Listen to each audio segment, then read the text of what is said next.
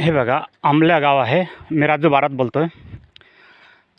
3 दिवसाचा delivery patient अर्धे रस्त्यात सोडून दिलेले.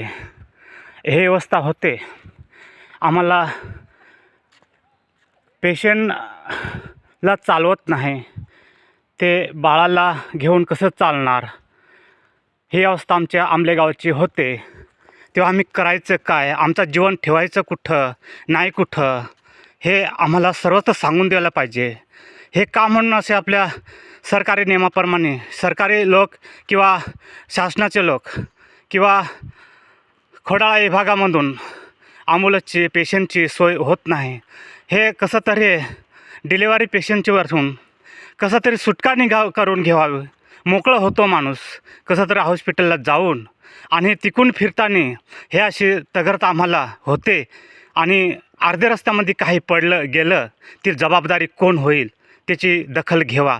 नाहीतर आम्हाला साठी आमचं जीवन संपले असं व्यवस्थासाठी आम्हाला होतो.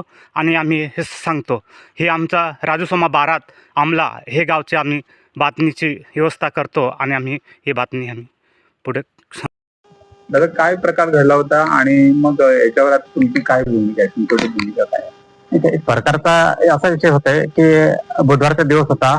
मुलगी गेली ते हॉस्पिटलला खोडाळा पेशीला तपासायला. तपासून आले. घरी आल्यानंतर 8:30 9:30 वाजेपर्यंत आल्यानंतर मग नंतर ते पोटात दुखायला लागला. पोटात दुखायला आल्यानंतर आम्ही पेशीला फोन केला आणि ॲम्ब्युलन्स वेळात वेळ आम्ही बोलवून घेतली. वेळात वेळ बोलवून घेतल्यानंतर खोडाळ्याला नेऊन पोहोच केला. पेशीवरून खोडाळ्याला तपासला. मोखाड्याला नेला. मोखाड्याला ते डिलिव्हरी झाली. बाळाची काहीतरी तुकृती थोडीशी बिघडली म्हणून जवाहरला पाठवले. जवाहरला ती 4 ते 3 वाजेपर्यंत पोहोचवले त्यांनी. मग जवाहरला त्या डॉक्टरने इलाज बरे करून बाळाची तुकृती चांगली झाली आणि ॲम्ब्युलन्स तिथून पाठवली. ॲम्ब्युलन्स पाठवले, मग तिथपर्यंत पाठवली.